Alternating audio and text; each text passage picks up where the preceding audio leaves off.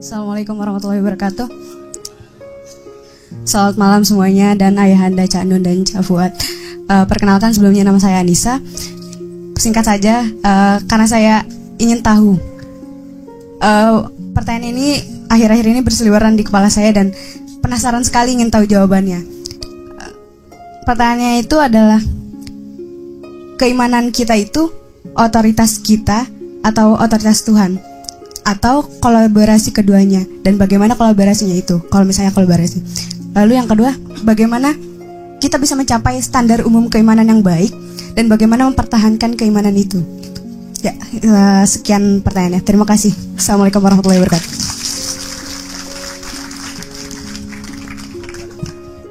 Gimana jawabnya? Kembali ke Quran aja ya. Di surat Al-Hujurat, innamal mu'minun, sesungguhnya orang-orang yang benar-benar beriman. Ini kan standarnya ya. Alladzina amanu billahi wa rasulihi tsumma lam yartabu wa jahadu bi amwalihim wa anfusihim fisabilillah. Ulaika humus shadiqun. Jadi orang beriman itu adalah orang yang beriman kepada Allah dan Rasulnya, kemudian tidak ragu-ragu, dan kemudian dia berjihad dengan hartanya dan dengan dirinya di jalan Allah.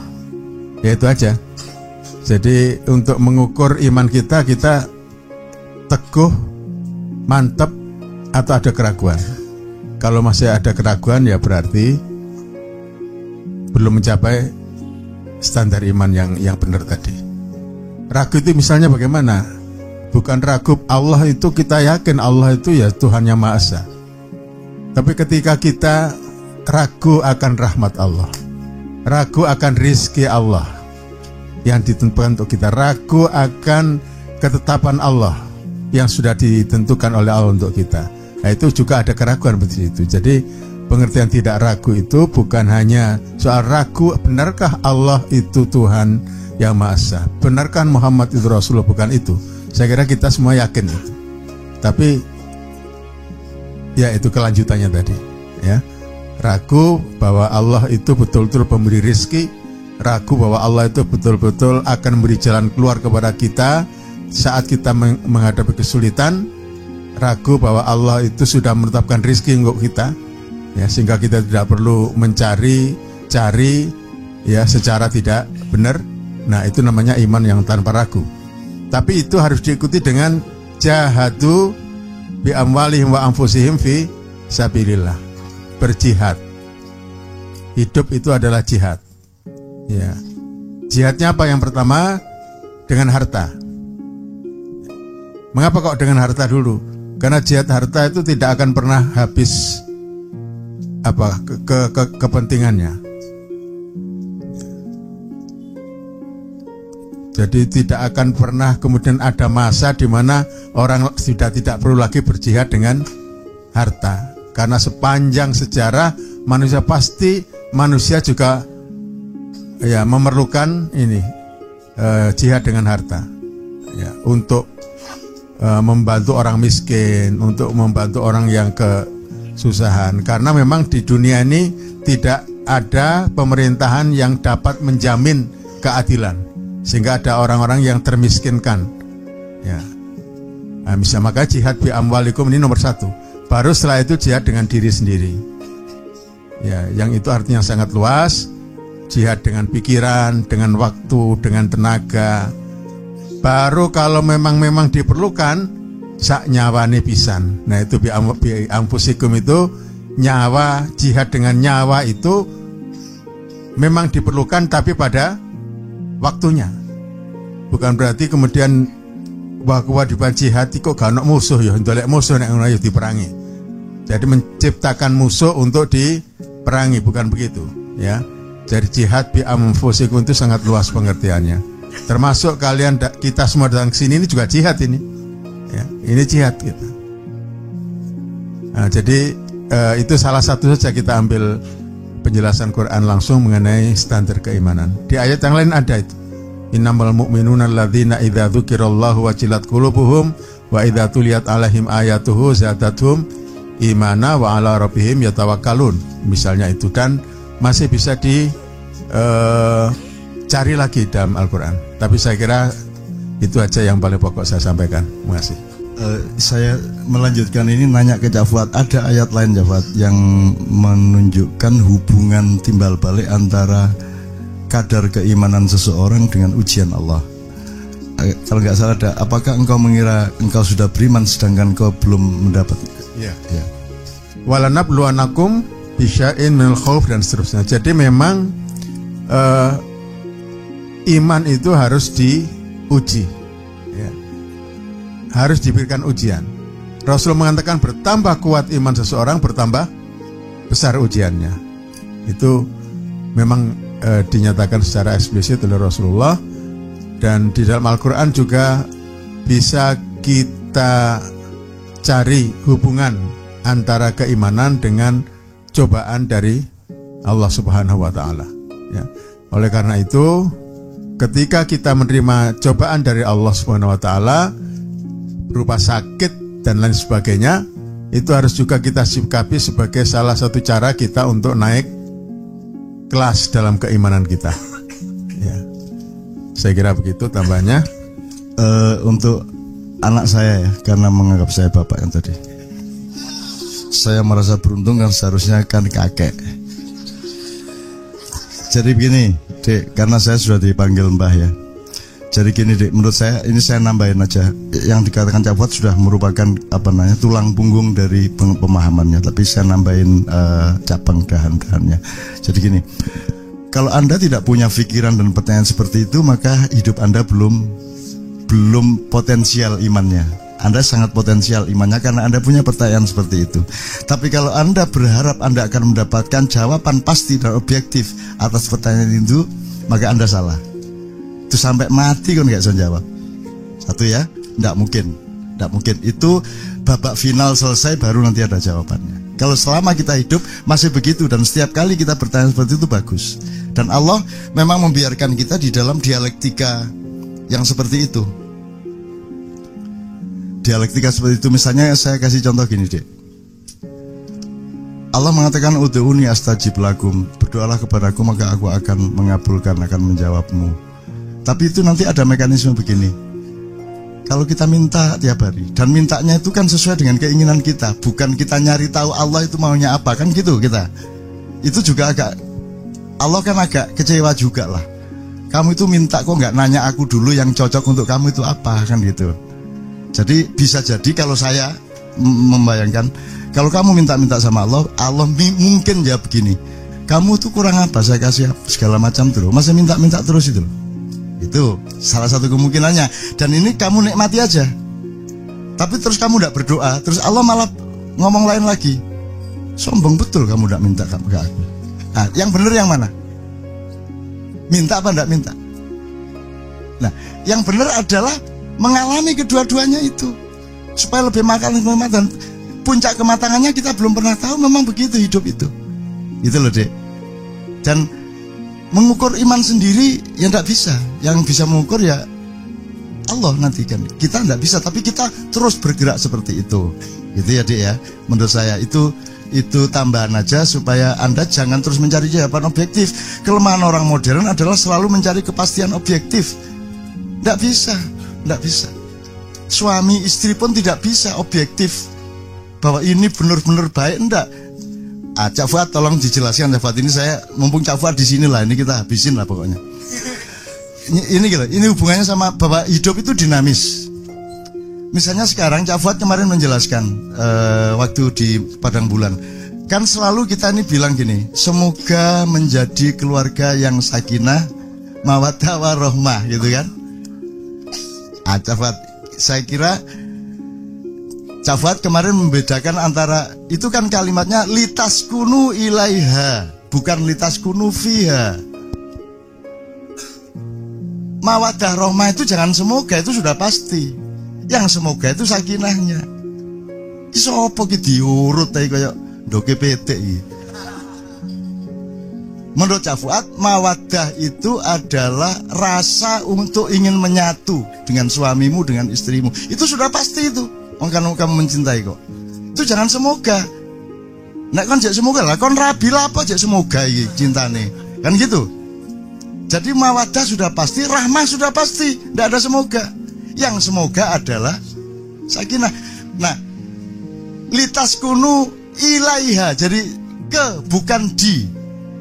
Kalau di pasti, tapi kalau ke terus. Kadang sakinah, kadang gak. Awan sakinah, sore gak. Begini sakinah meneh, selesai sakinah gak meneh.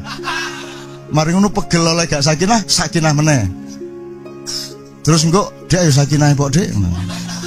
Wis gak sakinah ya. Ya Pak, mohon maaf, ini epistemologinya buat ini mulai hari ini sampai nih kalau kawin tolong jangan, menurut saya kalimatnya ndak gitu ya, biar dibikinin Tafuat kalimatnya bukan semoga menjadi keluarganya mawat yang sakinah mawaddah warahmah. Yo salam lu sahabatnya nyuwun sewu Tafuat. Ya apa? Ya itu saya hanya mengajak saja untuk berpikir ya, karena ayatnya itu litaskunu ilaiha, kan gitu ya. Untuk bisa sakinah itu waja'ala bainakumul mawaddata wa.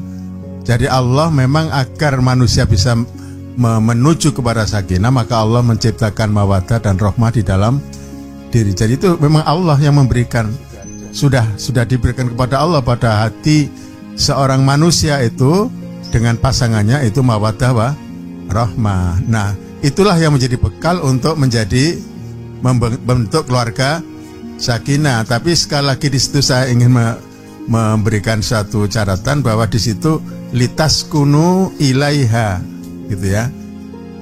Taskunu ila itu menurut pemahaman saya berarti ini proses yang terus menerus, gitu ya, menuju ke sakinah. Ya, menuju kan berarti yaitu tadi tidak pernah sampai bahwa keluarga sakinah itu keluarga yang selama hidupnya nggak pernah bertengkar misalnya. Ya enggak begitu. Iya. Jadi ini proses sakinah itu terus menerus diusahakan. Yang penting harus dipelihara namanya mawaddah wa rahmah. Itu harus dijaga. Kalau itu dijaga, insya Allah tercipta sakinah. Misalnya istriku dulu kok seperti cantik sekali, kok sekarang enggak, misalnya gitu ya. Ya kok seje saiki yo, kok tonggoku luwih ayu saiki misalnya gitu ya. Nah, ingat rahmah di sini. Rahmah itu apa? Senajan elek tapi bojoku. Kan gitu ya. Iki dhisik kayane akhlake apik, saiki kok malih koyo ngene. Senajan koyo ngene dia tetap bojoku, harus saya didik, harus dan begitu. Nah, itu untuk karena ada rahmah. Jadi mawaddah, rahmah itu harus bergandengan terus, ya. Nah, kalau itu dijadikan pegangan, maka sakinah akan terwujud. Ya, meskipun tengkar, setelah tengkar tapi eling mawaddah warahmah, akhirnya sakinah lagi, jadi itu dinamis. Nah, itu yang pernah saya terangkan begitu di pada bulan ya. Jadi kalimatnya kayak kira-kira ya, engko ditolak singkatnya. Semoga dengan mawaddah dan rahmah mereka berdua, keluarga mereka menjadi sakinah. Ngono kalimatnya asik, seneng aku. Kalau nggak ada capuan nggak jelas. Engko Gusti Allah muring-muring kapok kon. Kok semoga mawaddah karepmu ya apa? Wis tak kaiket biyen kon. Itu sudah tak kasih dari dulu mawaddah warahmah kok. Itu bekalmu untuk sakinah. Gitu deh, jelas sekarang ya. Oke, yang sudah terlanjur mencetak undangan perkawinan dirubah besok. Ya? Oke. Ya, sip ya, ya. Untuk yang Mojopahit nanti saya tanya langsung ya sama yang bersangkutan ya. Paling tidak Brawijaya 5. Ya, tak tanya langsung karena beliau yang berunding terakhir dengan Sunan Kalijogo di Gunung Cetro kan gitu kan. Ya, nanti saya tanya langsung daripada saya jawab nanti kon kok lanjang jawab ngono gak enak aku. Dadi engko kula nyuwun izin tak jawabnya tenan arek nika. Oh ya gak apa-apa nun gitu. Karena saya kan harus runding terus. Nanti kalau tidak nanti saya jadi fadlizon gitu. Gitu. Atau siapapun lah pokoknya saya ini lah pokoknya klaim gitu ya. Nanti saya tanya langsung kenapa 11? Kenapa kok tidak 11? Iya. Kenapa kok 9 gitu. Karena 9-11 itu kelahirannya istri saya. Yaitu 11 November. Wah, apa hubungannya, Bang? Ya karena hubungannya lah, urip mesti karena hubungannya. Ya karena hubungannya ya gak apa-apa, yang penting seneng hati ini. Kan gitu. Gitu. Itu sama dengan pertanyaan ada kapal beratnya 350 ton penumpang laki-lakinya 700, penumpang perempuannya 370. Berapa umur nakodanya? Nah, ison jawab kan takai bojo 5 kan. Tahu jawabannya gampang, nakodanya umur 43. Bagaimana hitungannya? Ini ku om kula ya. Gampang. Oh, Indonesia sembarang dienggokno iso kok. Iya kok. Gitu ya Mas ya. Kalau kamu tidak punya kelakar-kelakar dalam hidupmu, itu ada 2 tanda. 1, kamu kurang potensial, kurang berbakat untuk bahagia. Nomor 2, berarti kamu kurang cerdas. Karena kecerdasan itu outputnya itu ya, ekspresinya itu ya kelakar itu. Kelakar-kelakar itu. Loh, ini serius Mas. Saya sejak kecil saya berkelakar tanya Cak Fuad. Saya sama Cak Fuad itu menjadi kakak saya, itu pahalanya sangat besar. Karena saya nakalnya luar biasa. Saya tuh tidak pernah keluar dari sekolah. Terakhir saya keluar dari SMA. Aku tidak keluar. Saya kelas 1 juara. Setelah itu saya kenal sastra Malioboro. Tiap malam saya di Malioboro. Satu kuartal itu 4 bulan saya izinnya, bolosnya itu sekitar 30 sampai 35 kali dalam 1 kuartal. Terus saya meneruskan, ya gak ketututan pelajaran, akhirnya saya keluar. Terus saya deketin Cak Fuad sore-sore, Nun, bisa nih lho, marek nopo sekolah, bisa nih kita wis, semarin ngono gak sekolah gak apa-apa. Sakno ibu lho, ibu cek seneng. Ya, karena Cak Fuad bilang ibu, saya langsung oke. Akhirnya saya berangkat ke rumahnya kepala sekolah yang kemarin sudah saya maki-maki. Demi minta maaf, karena kenapa saya keluar sekolah? Karena saya itu ketua OSIS. Saya itu ketua OSIS, sekretaris saya Busro MS, Busro Mukodas. Gitu. Terus karena saya OSIS, saya disiplin orangnya. Saya tidak perlu disuruh disiplin, saya sangat berdisiplin. Karena saya torikot sejak kecil. Saya tidak pernah melanggar. Saya betul-betul tekun, disiplin dan sangat rajin. Gitu. Nah, saya mengerjakan sebagai ketua OSIS itu semua urusan saya beresin sampai akhirnya berbenturan dengan jam pelajaran. Karena nanti ada lomba apa di sana, ada kontes apa di sana, ada matematika, olimpiade, semua saya ngirim teman-teman itu demi apa? Sehingga banyak yang berbenturan dengan pelajaran. Akhirnya guru marah sama saya. Ini gara-gara OSIS ini, gini. Jadi tidak lancar pelajarannya. Loh, aku gak padan gak jadi ketua OSIS gue.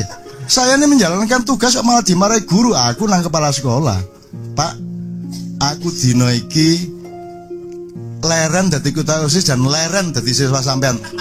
Wek. Tak suwe buku OSIS iku. Mulih aku. Kondo Cak Fuad dirayu sama Cak Fuad. Jadi 2 hari kemudian saya minta maaf itu. Jadi saya, teman-teman sekalian, memang agak gila. Jadi menjadi Cak Fuad itu bagi saya, udah Cak Fuad nggak usah beramal soleh, sudah cukup, mesti masuk surga. Bisa ngeladeni aku luar biasa. Karena saya tuh ya Allah, nakalku haru-haruan pol wis, aku ngobong omah, tapi terus. Jadi Cak Fuad itu pernah tak suruh melakukan dodok. Jadi saya nggak mau buka puasa. Aku juga gurung mlebu SD, nggak mau buka puasa. Saya terus lari ke gerdu itu kira-kira 300 meter dari rumah saya. Terus saya di gerdu, usume wong buka, aku ndek gerdu ijen. Terus dirayu sama kakak-kakak saya, mbah saya gitu. Aku gelem buka tapi mlaku ndodok, nggawa panganan teko omah nang gerdu. Mbok Cak Fuad ndodok ini nggawa panganan. Wes. Wah, aku nakal pol waktu itu, Mas. Ya, jadi kalau saya kembalikan kepada Anda, Dek, jangan lupa Allah sendiri mengatakan begini, wahai manusia, engkau tidak makan kecuali aku kasih makan. Padahal kan Allah mengatakan, bekerjalah kamu, fantashiru fil ard, untuk mencari nafkah kan. Tapi begitu kita cari nafkah, Allah mengatakan, kamu tidak makan kalau tidak aku beri makan. Wahai manusia, engkau telanjang kecuali aku beri pakaian. Jadi itu dialektikanya begitu. Sama dengan doa tadi itu. Gitu loh. Nah, kamu juga begitu. Kamu tetap berusaha supaya lebih beriman. Tapi nanti Tuhan jangan kayak Tuhan bilang, wahai hambaku, engkau tidak beriman kecuali aku kasih hidayah kamu untuk beriman. Ayo piye gue. Ayo. Sampeyan ngewo. Masa ngomong ngono sampeyan? Kan enggak bisa bilang gitu. Ya nikmatilah, Allah begitu tuh nikmati, karena itu cara Allah bercinta dengan kita. Memang Allah seperti itu. Dan Allah itu maha pecinta yang luar biasa. Bayangin, malaikat itu percepatan speednya itu kan 5 gini. Satu harinya malaikat pada manusia 50.000 tahun. Jadi kalau kamu hidup sehari sama malaikat di sana, di sini sudah 50.000 tahun. Gak mek wis tuwek kon. Wis dadi akeh kon kabeh dadi. 50.000 tahun. Wis dadi akeh to. Apa iku? Badar besi. Hajar jahanam. Virus. Besok bisa jadi akeh. Allah sendiri itu menyebut dirinya itu hanya 1000 tahun speednya ketika menemui kita. Jadi Allah itu aneh, itu Allah itu aneh. Dan betapa dahsyatnya Allah itu. Ya coba Anda, Allah kok maha bersyukur itu ya coba. Asyakur kan? Allah asyakur, Allah maha bersyukur kan tidak rasional tuh. Tuhan kok bersyukur lah. Itu memahaminya kalau dengan tafsir tidak bisa. Kok Allah maha bersyukur? Tapi di lain pihak Allah mengatakan, wahai manusia, meskipun engkau berbuat baik setinggi gunung, aku tidak tidak bertambah kemuliaanku. Meskipun kamu berdosa seluas lautan, tidak berkurang kemuliaanku. Kan gitu. Gitu. Terbalik kan omongannya. Yang tadi bilang aku maha bersyukur. Dan bersyukur itu kan orang yang butuh sesuatu terus dikasih bersyukur. Ini Gusti Allah butuh apa? Butuh apa Gusti Allah? Gusti Allah gak butuh apa-apa. Tapi dia bilang aku maha bersyukur. Kan masih gitu. Sampai sih. Jos Allah. Ya Allah, ya Allah, ya Allah. Rabbana ma khalaqta hadza batila. Begitu Allah merendahkan dirinya, Allah neguk sampai ke tadabbur tafsir. Maka huruf alif lam tadi, alif itu Allah yang maha gagah perkasa, tegak. Tapi begitu dia merunduk kepada kita menjadi alif lam.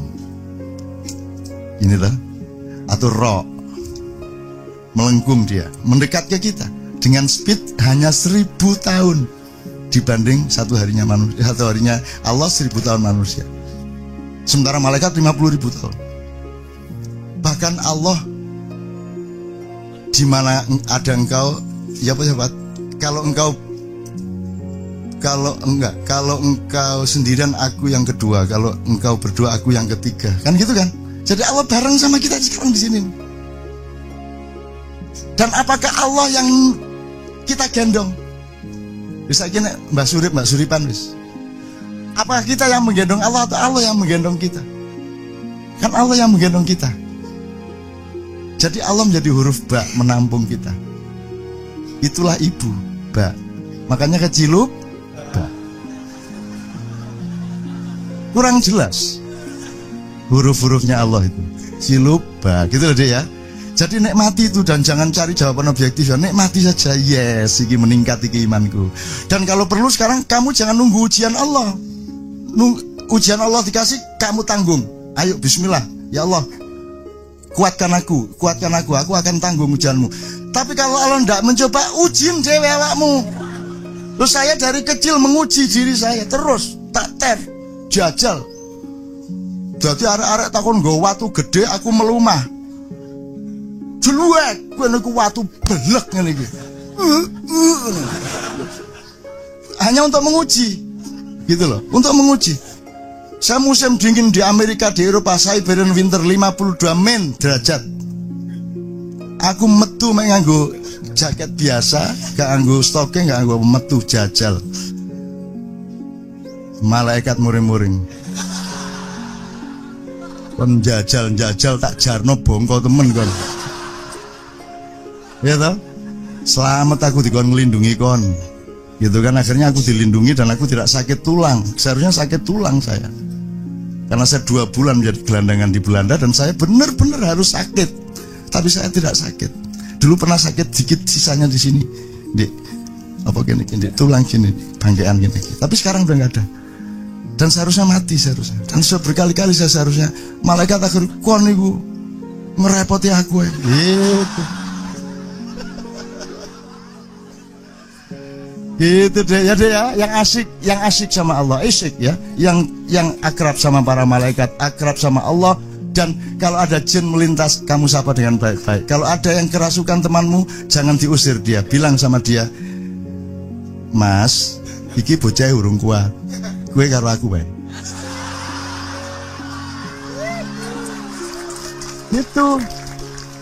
Itu yang membuat nyuwun sewu saya ini kan dianggap bisa gitu-gitu, dan saya kalau sudah darurat saya dipanggil untuk ngusir. Lah aku saya tidak mau ngusir saya.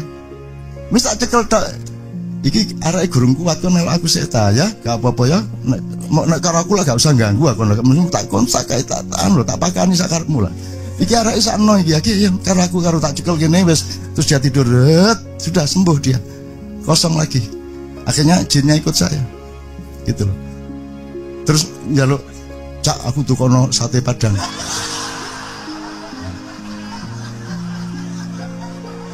Aku jawabnya gampang, sate Padang dasmu. Aku dhewe anggringane kadang gak duwe dhuwit kok. Ya kon doyol-doyol kon nyopet ngono. Enakmu dhewe ana jen njaluk mangan menungso ngono gitu. Ya tapi dia ketawa. Wah, sampean ini lucu teman. Lucu teman. Maka mereka seneng sama saya. Loh, ini karena saya tidak benci, saya tidak pernah benci, saya tidak pernah ngusir. Ini bumi kita bersama. Allah mengatakan, ya ma'syarul jinni wal insi, jin disebut lebih dulu di Quran, tidak pernah manusia loh. Dia teman kita. Cuman kita tidak boleh melakukan hal-hal yang sifatnya syirik kepada Allah dan seterusnya. Bahwa teman-teman, tanah aja teman kok, semut aja teman kok, kan itu loh Mas, Mbak ya. Gitu. Jadi demikianlah makalah mengenai jin untuk sementara waktu. Jadi kalau ada apa-apa, kalau ada yang kesurupan di Depok, di Pluit, di mana-mana, kalau terpaksa sebutin jenengku. Tak kandak nombah nun loh gue. Monus. Kemarin teman-teman yang dari Mandar dapat cerita sangat banyak dan udah agak wah ya Allah, kenapa engkau letakkan aku di tempat yang seperti itu? Masa ada demo dipukulin tentara di zaman Pak Harto, terus ada satu anak yang Canung, tolong aku Canun. Lah demo di Makassar njaluk tolong aku di Jogja. Canun. Tiba-tiba Mas, dia jongkok itu tiba-tiba sudah berada di depan rumahnya yang jaraknya 15 km dari tempat demo itu. Dan dia gak paham sampai sekarang. Dan saya bilang, enggak, kamu itu enggak demo, kamu itu memang di rumah, kamu ngelamun. Kamu itu ngelamun, tidur, kamu pikir kamu demo, terus kamu ngelendur ke depan rumah. Saya bilang gitu. Loh, jangan serem-serem, saya enggak punya kemampuan apa-apa. Lah temenan Mas, itu kan soal terpaksa. Kalau Anda nyebut nama saya terus kemudian beres masalahnya, bukan karena nyebut nama saya, cuman Tuhan tidak tega sama saya. Oh alah sakno arek iku wis disebut-sebut jenenge mosok gak tak marekno, kan gitu. Bener nggak Mas? Tuhan kasihan sama saya. Kalau Tuhan kasihan sama saya dan Anda sudah serius bener nyebut saya, kan Tuhan tidak tega. Ya sudah kalau gitu tak sembuhin, kan gitu. Bukan karena saya hebat. Gitu. Tidak ada yang manusia hebat, tidak ada. Di Ma'iyah semua harus tahu bahwa manusia tidak ada yang hebat. Tidak ada di antara kita yang hebat. Yang hebatnya Allah Subhanahu wa taala. Aku tuh nggak ngerti apa-apa soal gitu Mas. Ngelihat yang nggak bisa. Cuman dimintai tolong. Akhirnya aku kirim wong. Kirno, Yoyo, kadang tak kirim. Kirno terutama yang tak suruh nanganin gitu-gitu tuh. Terus begitu Kirno teko, wah, anak buah Cak Nun meneh. Loh, terkenal Cak Nun di kono. Wes, hilang Mas, hilang terus tidur lagi, masuk lagi. Kirno udah pergi, masuk lagi, ditelepon Kirno, iya kumat meneh, seje iki. Tadi suaranya gede, sekarang suaranya perempuan. Kirno datang lagi. Ini bolak-balik anak buah Cak Nun. Padahal aku ya sering nang Padang Bulan loh. Jadi Allah itu bercinta sama kita dengan berbagai macam cara. Dan jangan pernah menyangka bahwa engkau memiliki kekuatan apa-apa. Dan jangan bangga dengan dirimu sendiri. Banggalah terhadap imanmu kepada Allah. Imanmu bukan engkaunya, gitu ya. Teman sekalian, Kak Fuad, kalau ada kalimat-kalimat terakhir sebelum kita akhiri, pesan-pesan. Baiklah, jadi saya kira 1-2 kalimat aja. Mari kita dalami terus menerus ya inti dari Ma'iyah ini, dan itu terus kita belajar. Saya juga terus menggali ya sampai nanti kapan kita tidak tahu, tapi terus menerus kita harus mencari dan mencari. Jangan merasa kita ini sudah mencapai suatu tingkat ya keimanan yang tinggi atau sejenis dengan itu. Kita harus tetap tawadhu dan selalu tidak lupa mengucapkan ihdinas siratal mustaqim. Kita semua memerlukan petunjuk dari Allah.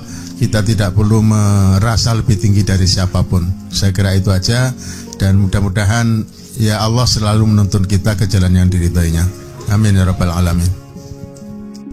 Saya kira sangat jelas yang dipesankan Cak Fuad. Saya kira sesuai dengan satu gelombang dengan kita semua, bahwa di Ma'iyah ini tidak ada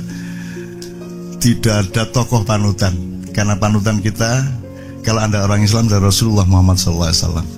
Kalau Anda orang Kristen, Anda ke Yesus segala macam, itu monggo dielaborasi sendiri bagaimana gitu ya. Tapi kita menghormati semuanya, termasuk teman-teman kebatinan, teman-teman yang dari Mojopahit segala macam, itu kita hormati. Dan Brawijaya 5 sudah datang ke Padang Bulan 3 kali. Belum lagi yang lain-lain. Gajah Mada yang belum, sampean Ronota, gak enak aku gitu. Tapi Brawijayanya udah datang. Dan kita kasih waktu untuk pidato. Cak Fuad tahu, kita kasih waktu untuk pidato. Dan cara kita untuk menghormatinya sangat sederhana, saudara-saudara. Apa yang beliau kemukakan tadi, yang penting adalah itu tanda bahwa beliau sangat mencintai rakyat kita, rakyat Indonesia. Bahwa cara dia melihat itu berbeda dengan kita, bahwa metode yang dia tempuh dan strategi yang dia tempuh itu berbeda dengan kita, itu urusan kedua. Tapi yang penting beliau cinta kepada rakyat Indonesia, dan kita harus bersatu di dalam cinta itu. Kan gitu kan? Jadi dia tidak saya bantah, tidak saya salah-salahkan, tidak saya kelenek-kelenekkan, ya tidak saya sesat-sesatkan. Tapi turutnya, emang ada yang tidak tersesat di antara kita. Kita semua tersesat, sehingga kita selalu mengatakan ihdinas siratal mustaqim itu hanya diucapkan oleh orang yang sadar bahwa dia masih sesat. Kan gitu. Bagi yang sudah yakin tidak tersesat, mulai besok pagi tidak usah sholat.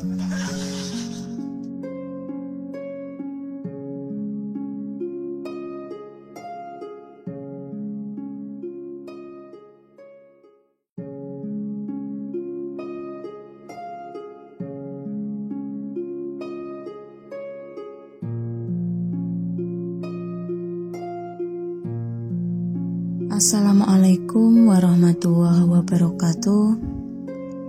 Berdoalah kepadaku, maka aku akan mengabulkan. Allah membuka pintu dan berjanji kepada hambanya, Ud'uni astajib lakum. Berdoalah kepadaku, maka aku astajib.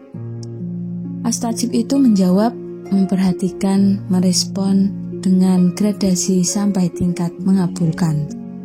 Ada hamba minta rezeki, minta jodoh, minta tidak mempan disantet, minta solusi atas masalahnya, minta kelancaran penghidupan dan keselamatan kehidupan, minta masyarakat sejahtera, minta pemerintah adil, minta negara dan bangsa baldatun thayyibatun warobun ghafur, macam-macam. Ada jutaan jenis dan tema doa hamba kepada Tuhannya. Untuk hajat yang berbeda, Nabi dan para ulama mengajarkan kalimat dan bunyi doa yang berbeda-beda. Ada doa-doa spesifik dengan akurasi tematik tertentu. Ada doa global universal, misalnya doa sapu jagat. Ada banyak zikir dengan teks wirid yang bermacam ragam banyaknya. Ketika hamba memperhatikan bahwa astajib lakum tak kunjung tiba, ada yang menyalahkan Allah, ada yang putus asa, ada yang berdoa lebih banyak dan lebih khusyuk, ada yang berpikir dan merenung, dialektika logis dari hulu sampai hilir doa. Allah mengabulkan atau tidak pasti ada sebab dan alasannya. Kalau tidak terkabul, mungkin Allah menganggap si hamba tidak memenuhi syarat untuk dikabulkan. Bisa kehusyukan ibadahnya dan disiplin hidupnya, bisa istiqomah perilakunya atau macam-macam lagi. Atau bisa juga karena Allah yang maha mengerti sebaiknya dikabulkan atau tidak. Allah yang maha memahami muatan doa hambanya tepat atau tidak untuk konteks pengalaman hidupnya. Bisa jadi hamba berdoa karena ambisi, nafsu, atau keinginan yang tidak terkontrol oleh komprehensi nilai-nilai di sekitarnya. Maka ada hamba yang menempuh thariqat mentok. Ia pasrah, bongkokkan kepada Allah, tidak punya paket doa tertentu, tidak punya tema spesifik dalam permintaannya. Ia berpikir apapun saja yang ia perlukan, ia mintakan, ia dambakan, semua itu belum tentu salah atau pantas dan pas untuk dirinya. Maka ia hanya menghadap Tuhan, bersujud kepada Allah, rebah dan terlentang di hadapan Rabb-Nya, tanpa opsi apa-apa. Pokoknya terserah Allah sepenuh-penuhnya, setotal-totalnya, dikasih atau tidak dikasih. Asal subjeknya adalah Allah, maka itulah yang terbaik untuknya.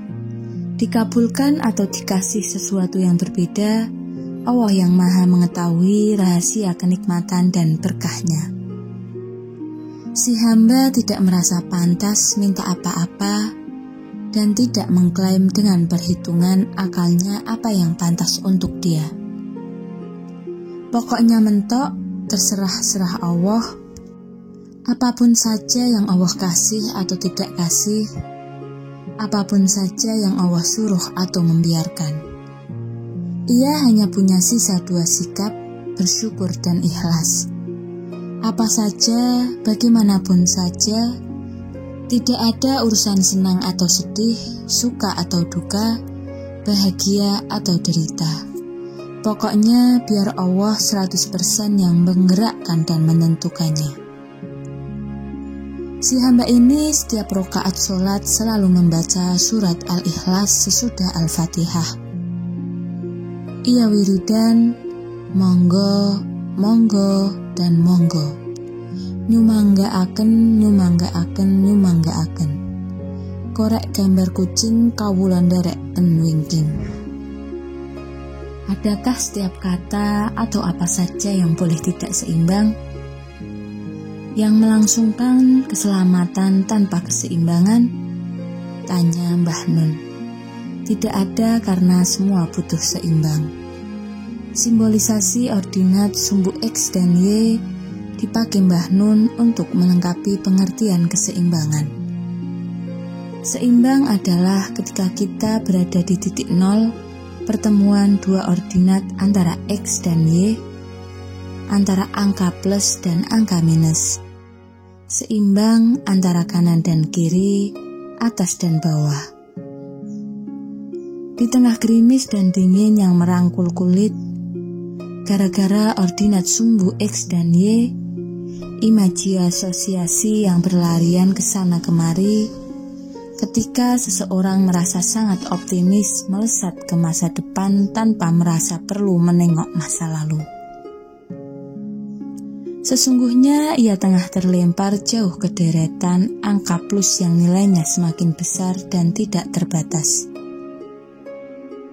Ia melemaskan dirinya dari posisi nol untuk memuaskan keserakahan ambisi yang juga tidak memiliki batas. Sebaliknya, ketika seseorang terseret arus putus asa yang melemparkannya ke masa lalu, tak ubahnya ia meniti angka minus yang tidak terbatas pula. Mundur ke masa lalu tanpa memiliki kesadaran terhadap proyeksi masa depan. Ia menjadi manusia purba yang meratapi masa lalu. Lalu di manakah ordinat para kekasih Allah? Sesungguhnya para kekasih Allah tidak memiliki kecemasan menatap masa depan dan tidak bersedih oleh masa lalu. Mereka berada di titik ordinat 0, seimbang di kekinian dan kedisinian. Masa depan dibuahi oleh benih-benih masa lalu. Masa lalu diproyeksikan sebagai cakrawala masa depan. Keseimbangan ordinat 0 tidak hanya merefleksikan keseimbangan kiri dan kanan, masa lalu dan masa depan. Keseimbangan ordinat 0 tidak hanya merefleksikan keseimbangan kiri dan kanan, masa lalu dan masa depan. 0 juga meletakkan diri secara seimbang antara atas dan bawah, langit dan bumi, menjadi muatan kesadaran yang benar-benar manunggal. Ringkasnya, sumbu ordinat titik 0 dimuati oleh langit dan bumi, masa lalu dan masa depan. Kum fa'anzir, tegak berdiri dan memberikan peringatan di kekinian dan kedisinian. Muatan-muatan sumbu ordinat yang disinggung adalah satu tetes di antara beribu-ribu tetes yang kita wadai. Satu tetes itu sumbu ordinat angka 0 bisa direfleksikan, diproyeksikan, diaplasikan, diterapkan, pokoknya bisa dipakai apa saja. Bisa dipakai misalnya untuk melihat Indonesia yang mengalami turbulensi dahsyat, menyikapi tahun politik hingga meracik kopi Naskita. Berdoa dan memohon kepada Allah, sifat hamba-hambanya yang salih dan dengannya mereka dipuji dalam banyak ayat Al-Quran. Allah berfirman, sesungguhnya mereka adalah orang-orang yang selalu bersegera dalam mengerjakan perbuatan yang baik. Dan mereka selalu berdoa kepada kami dengan berharap dan takut, dan mereka adalah orang-orang yang khusyuk dalam beribadah. Surat Al-Anbiya ayat 21. Dalam ayat lain, Allah memuji hamba-hambanya yang salih dalam firman-Nya, lambung mereka jauh dari tempat tidurnya, karena mereka selalu mengerjakan ibadah dan sholat ketika manusia sedang tertidur di malam hari. Sedang mereka berdoa kepada Allah dengan rasa takut dan harap, dan mereka menafkahkan sebagian dari rezeki yang kami berikan kepada mereka. Surat As-Sajdah ayat 32. Allah juga berfirman tentang sifat-sifat ibadah Rahman, hamba-hamba Allah yang maha pemurah. Dan mereka adalah orang yang melalui malam hari dengan bersujud dan beribadah kepada Rob mereka. Dan mereka berdoa, ya Rob kami, jauhkah kami dari azab neraka jahanam. Sesungguhnya azabnya itu adalah kebinasaan yang kekal. Surat Al-Furqan ayat 25. Mereka selalu berdoa kepada Allah karena mereka mengetahui dan meyakini bahwa semua kebaikan dunia dan akhirat ada di tangan Allah. Semua kebutuhan manusia hanya Dialah yang maha kuasa memenuhinya. Serta semua keburukan yang ditakutkan menimpa mereka hanya Dia yang maha mampu mencegahnya.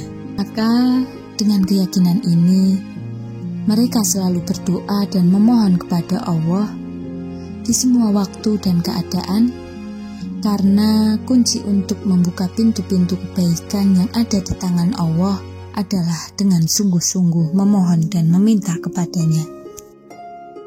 Doa adalah sangat agung, keutamaannya sangat besar dan kemuliaannya sangat tinggi. karena doa merupakan ibadah yang paling agung dan ketaatan yang paling tinggi. Oleh karena itu, banyak ayat Al-Quran dan hadis Rasulullah SAW yang menjelaskan kedudukannya yang agung dan tinggi, serta keutamaan yang besar bagi orang yang selalu mengerjakannya, bahwa orang yang paling dicintai Allah adalah orang yang selalu berdoa dan memohon kepadanya. Sebagaimana orang yang enggan berdoa kepadanya, maka dialah yang paling dibenci dan dimurkainya. Oleh sebab itu, taufik dari Allah yang merupakan sebab utama tercurahnya semua kebaikan dunia dan akhirat, yaitu mendapatkannya adalah berdoa dengan sungguh-sungguh dan memperlihatkan rasa butuh yang sangat kepada Allah. Kalau semua kebaikan asalnya dengan taufik yang itu adanya di tangan Allah dan bukan di tangan manusia, maka kunci untuk membuka pintu taufik adalah selalu berdoa, menampakkan rasa butuh, sungguh-sungguh dalam bersandar, selalu berharap dan takut kepadanya. Maka ketika Allah telah memberikan kunci taufik ini kepada seorang hamba, berarti dia ingin membukakan pintu taufik kepadanya. Dan ketika Allah memalingkan kunci taufik ini, maka pintu kebaikan akan selalu tertutup baginya. Berdoa kepada Allah dengan merendahkan diri dan menampakkan rasa butuh kepadanya merupakan wujud al-ubudiyah atau penghambaan diri seorang hamba kepada Allah. Sekaligus merupakan pengakuan terhadap agungnya sifat Allah, yaitu menciptakan dan mengatur alam semesta beserta isinya, serta sifat-sifat kesempurnaannya yang lainnya. Maka marilah kita berdoa kepada Allah dengan memperlihatkan ketundukan dan ketergantungan kepadanya adalah sebab perhatian dan pemuliaan Allah kepada hamba-hambanya. Maka dari itu, bahwa doa adalah ibadah yang paling utama, bahkan merupakan asas dan ruh ibadah. Hal ini disebabkan adanya beberapa keistimewaan yang terdapat di dalam doa. Sesungguhnya berdoa kepada Allah Subhanahu wa Ta'ala adalah kunci pembuka segala kebaikan. Sekian, wassalamualaikum warahmatullahi wabarakatuh.